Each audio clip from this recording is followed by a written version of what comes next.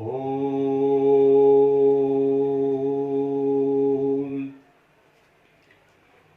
साथियों, सत्यार्थ प्रकाश चैनल में आपका स्वागत है। आज हम आपके लिए एक ऐसी वीडियो लेकर आए हैं जिसे हम समृद्धि के लिए, सुख के लिए, संपन्नता के लिए चमत्कारी मंत्र मानते हैं।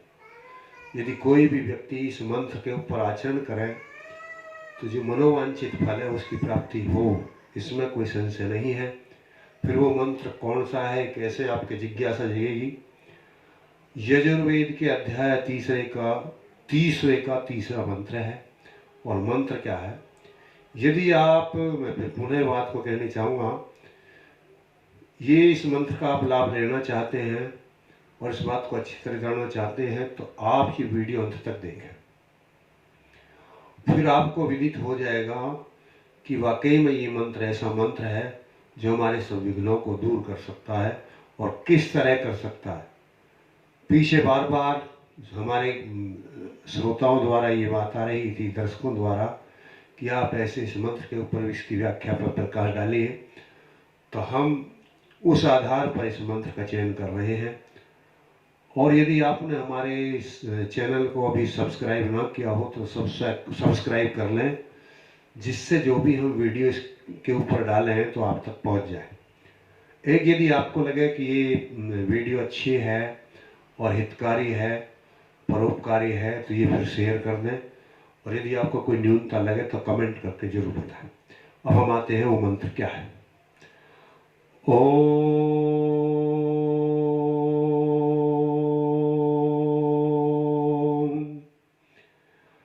विश्वानि देव सवितर्दुरितानि परासुवे यद्भद्रं तन्नासुवे यद्भद्रं तन्नासुवे।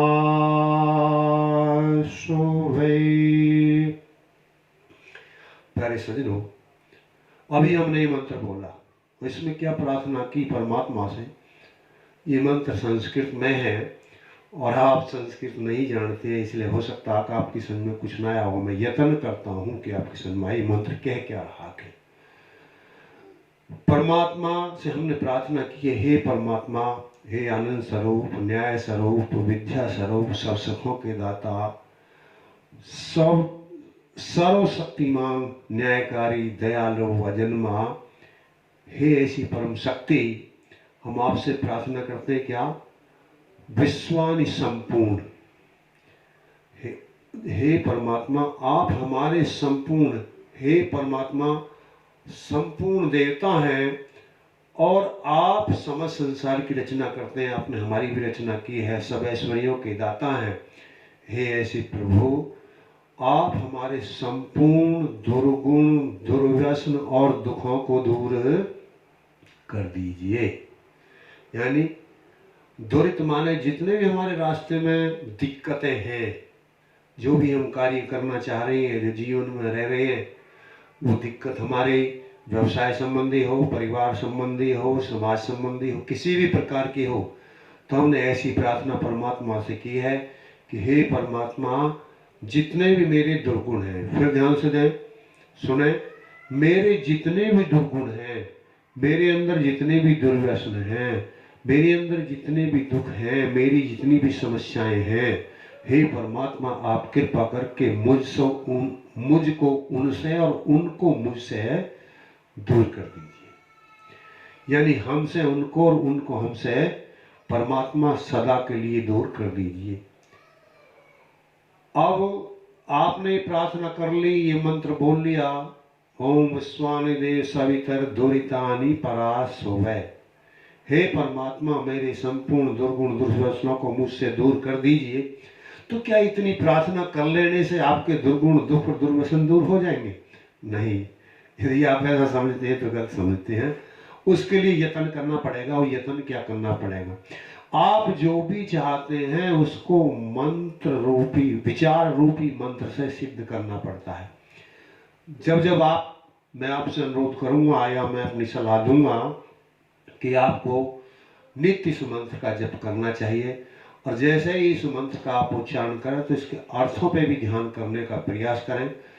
और ध्यान में आप प्रयास करें कि हे परमात्मा, आप कृपा करके क्या कर दीजिए, मेरे संपूर्ण दुर्गुण, दुर्व्यसन और दुखों को दूर कर दीजिए। अब मैंने प्रार्थना तो कर ली, तो क्या मेरे ऐसे प्रार्थना कर लेने से अब मेरे दुर्गुण दुर्व्यसन दूर हो जाएंगे? नहीं हो सकते। ये मुझको विचार करना पड़ेगा कि हे मेरे परमात्मा, मेरे अंदर दुर्गुण क्या है। दुर्गुण क्या है आप समझे, अब ये भी ना समझ पा रहे हो शायद कि दुर्गुण किसे कहते हैं।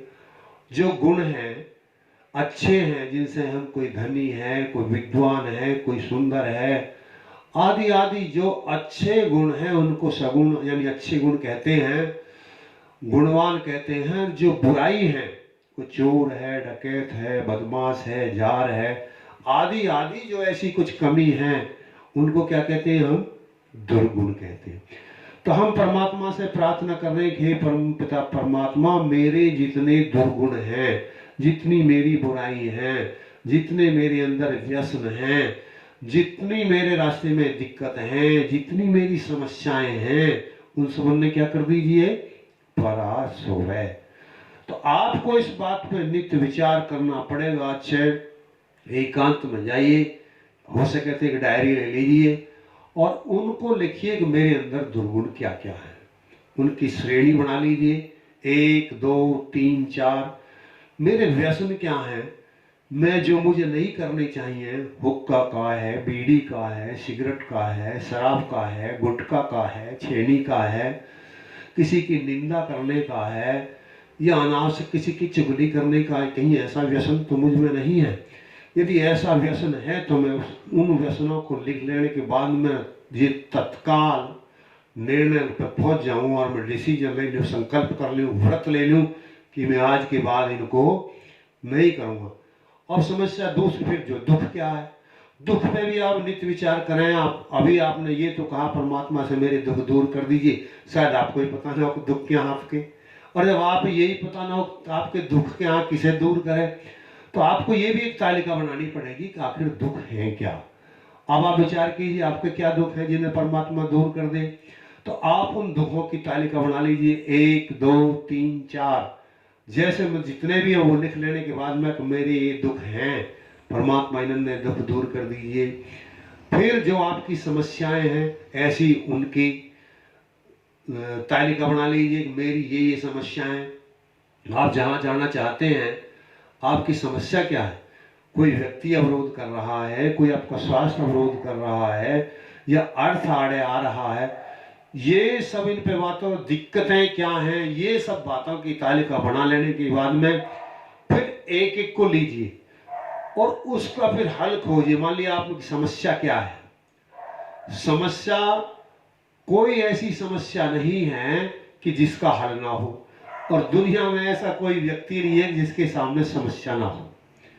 कुछ ऐसे व्यक्ति होते हैं संसार में जो समस्याओं को देख करके रुक जाते हैं, वो असफल होते हैं। और कुछ व्यक्ति ऐसे होते हैं कि समस्याओं को सीढ़ी बना लेते हैं, उन समस्याओं को सीढ़ी बना करके उन्नति के रास्ते पर चढ़ जाते हैं। एक हो सकता है आप ये समझते हो कि असफल व्यक्ति हारा हुआ होता, नहीं, हर विजेता, हर सफल व्यक्ति असफल जरूर हुआ होता है, और जब वो जरूर असफल हो चुका होता है, सफलता जब ही पाई जा सकती है। और जो व्यक्ति जीवन में असफल ही ना हुआ हो, वो सफल नहीं हो सकता। जैसे आविष्कारक, एक मुख्य आविष्कार एडिसन, जिसने विश्व को लाइट दी, उसने कितने हजारों बार असफल होकर के सफलता प्राप्त की। हार जाना और असफल होना, इसमें अंतर है। हम निरंतर असफल होते रहें, लेकिन हम लड़ते रहें, प्राप्ति तक यत्न करते रहें, और हम अपने को हारा ना समझें, तो हम हारे नहीं। जब तक हार नहीं लेते, जब तक हम असफल नहीं हैं, असफल हो रहे हैं, फिर सब यत्न, युद्ध कर रहे हैं, लड़ाई कर रहे हैं, हम हारे नहीं, यानी कि मतलब है हमको हार नहीं माननी चाहिए। और उस विचार को लिपिबद्ध कर लेने के बाद में आपको मनन करना और संकल्प ले लेना। जो जो बुद्धि निर्णित करे, जो परमात्मा निश्चित करे, परमात्मा आपके माध्यम से, विचारों के माध्यम से आपको प्रेरणा देगा, आपके हृदय में बैठा हुआ है। अब हे पुत्र, हे मेरे भक्त, हे मेरे वत्स, हे मेरे बंधु, तेरे अंदर ये दोष है कि तो ये दुर्गुण है, तेरी ये समस्याएं हैं, और इनका समाधान खोजिए। फिर परमात्मा आपको समाधान बताएगा। ये परमात्मा ने हमको बुद्धि दी है, इसके अंदर इतना बड़ा भंडार है, कोई भी चीज ऐसी नहीं है जो इसके अंदर नहीं हो।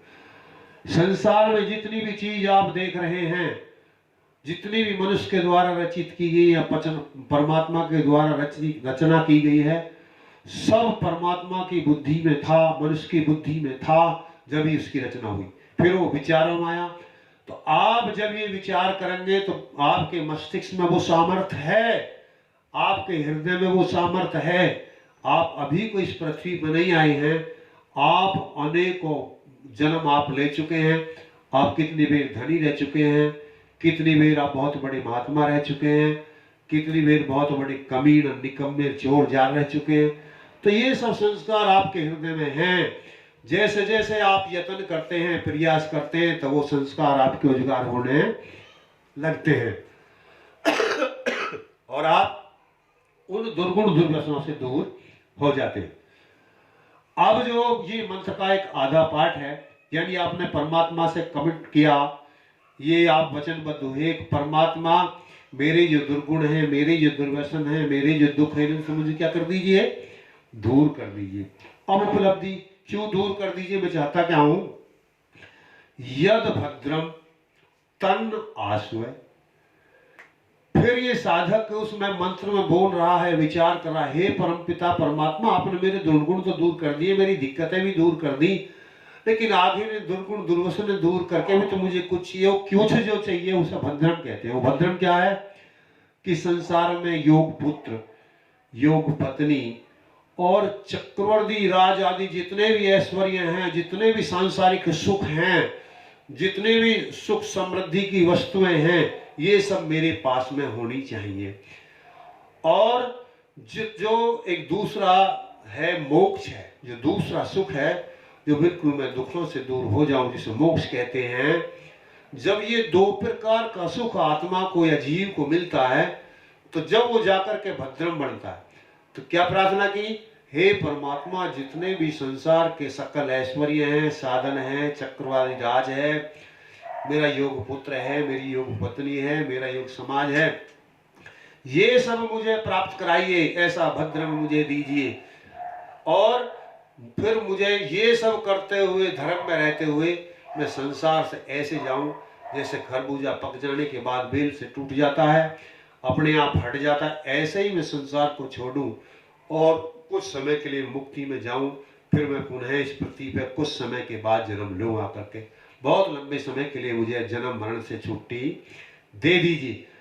आपने पहले, अब इस पे एक विचार करने की आवश्यकता है कि आपने पहले क्या मांगा कि हे परमपिता परमात्मा, आप मेरी दुर्गुण और दुर्व्यसनों को, दुर्व्यसनों को दूर कर दीजिए। तो आपने ये व्रत लिया कि मैं ये दुर्गुण दुर्व्यसन छोड़ रहा हूं। आपने प्रार्थना तो कर ली, लेकिन उसके अनुरूप, प्रार्थना के अनुरूप यत्न करना पड़ेगा और आचरण करना पड़ेगा, तलाशी लेनी पड़ेगी रोज की। सुबह बैठ करके आज मेरे अंदर कोई दुर्गुण ना हो, और शाम को निरीक्षण करो कि आज मैं किसी दुर्गुण दुर्व्यसन, किसी बुराई का शिकार तो नहीं हुआ हूं, मैंने कुछ ऐसा तो नहीं किया जो मुझे नहीं करना चाहिए था, ऐसा मैंने कुछ छोड़ तो नहीं दिया जो मुझको करना चाहिए था। आदि आदि जब बातों पे आप नित्य शाम के समय विचार करेंगे, सुबह संकल्प लेकर बैठेंगे कि आज मैं ये करूंगा, मैं आज ये करूंगा, आप पूरे दिन की कम से कम नियम बना करके 10 नियम में लिस्ट लिख लीजिए, मुझे आज ये कार्य करने हैं। और उन कार्यों में फिर आप दूसरे को, किसी को दखलंदाजी देने मत दीजिए। जो आपने अपना शेड्यूल बनाया है, रूट बनाया है, उसमें किसी भी व्यक्ति को विघ्न डालने की इजाजत ना हो। जो आपका प्रोग्राम पहले से निश्चित हो, किसी से मिलना है, किसी से बात करनी है, कोई कार्य करना है, वही करें। जो बीच में आकर के व्यक्ति बिना किसी पूछने के, बताने के, कोई भी अपॉइंटमेंट के बिन बात करते हैं या आते हैं, मिलते हैं, तो ऐसे व्यक्तियों से मिलने की जरूरत नहीं है। और आप ये संकल्प लेते हुए कि मैं, मुझे क्या चाहिए, जितने मेरे दुर्गुण हैं दुर्व्यसन इन्हें मैं दूर करूं। लेकिन जब आपने व्रत लिया है, जब प्रार्थना की है क्या कि मुझे चक्रवर्ती अधिराज, खुशी, हर धन संपन्नता, मेरे पुत्र, योग, संतान, यदि आपने वो कमिटमेंट पूरा नहीं किया पहले, क्या दुर्गुण नहीं छोड़े, दुर्व्यसन नहीं छोड़े, दुखों का विचार नहीं किया, चिंतन नहीं किया, दिक्कतों का चिंतन नहीं किया, तो फिर आपको बद्रम प्राप्त कैसे हो? जिस प्रकार आपको वहां चिंतन करना है कि मेरे दुख क्या है, मेरी समस्या क्या है, इसी प्रकार आपको ये भी मनन करना है, ये भी विचार करना है कि मैं चाहता क्या हूं, मेरे लिए सुख का साधन क्या, मुझे सुख किससे मिलेगा, मुझे ऐश्वर्य किस चीज से मिलेगा, मेरी योग संतान किस प्रकार होगी, मेरी योग पत्नी किस प्रकार होगी। तो इन बातों पर मनन करके विचार करके सबको लिपिबद्ध कर लीजिए। और जैसे जैसे ये मंत्र बताए, जैसे जैसे आपका वो लेखन बताए, वाक्य अनुसार आप आचरण कर दीजिए। एक बात ध्यान रखें, संसार में कोई भी चीज मुफ्त में नहीं मिलती है, और यह भी निश्चित है कि हर चीज की कीमत पैसा नहीं होता है। यदि आप अपनी उन्नति प्रगति करना चाहते हो तो इस आत्मचिंतन आत्म मनन के बिना आगे बढ़ नहीं सकते। इन्हीं बातों के साथ हम अपनी वाणी को विराम देना चाहेंगे, और फिर हम आग्रह करेंगे कि किसी व्यक्ति को मेरी कही गई बात में कोई शंका हो, कोई किसी भी प्रकार की जिज्ञासा हो, जो भी कुछ जानना चाहते हो, या कोई ऐसा पहलू रह गया जो अनसुलझा हो, जिसमें हम चर्चा ना कर पाए हो, तो आप कमिटमेंट के माध्यम से हमारे महर्षि सत्यार्थ प्रकाश चैनल पे लिख करके भेज सकते हैं, और हम जल्दी ही यत्न करेंगे कि जो आपकी जिज्ञासा है, जो आपने मांगा है, जो आपने चाहा, उसको हम पूरा करें। ओम शांति।